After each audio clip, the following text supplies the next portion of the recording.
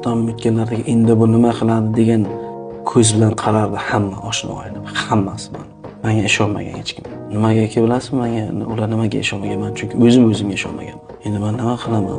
Qanday qilaman? Qanday misol uchun mana shu katta oilani, qanday misol uchun bu yerda ikkita singlim bor, xo'p singlim turmushga chiqqan bittasi, kichkina singlim bor, onam bor, ukam bor. Hamma mas'uliyat meni yelkamda edi. Bir deganda men otam o'lgandan keyin ulg'aydim.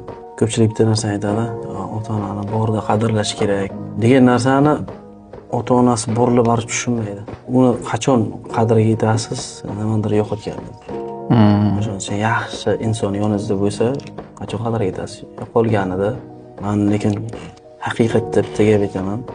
Ota-onangiz bor bo'lsa, iloji boricha ishoning, mana do'stlar bilan o'tkazgan vaqtni kerak bo'lsa, ota-onangizga o'tkazgan. Yaxshi ko'chada yoki boshqa joyda hamma narsa to'g'ri o'zining o'rni bor, lekin ota-ona hech kim ota-ona bo'lmaydi. Do'st topasiz, kerak bo'lsa xotin ham topasiz, bola ham bo'ladi, lekin ota-ona bo'lmaydi.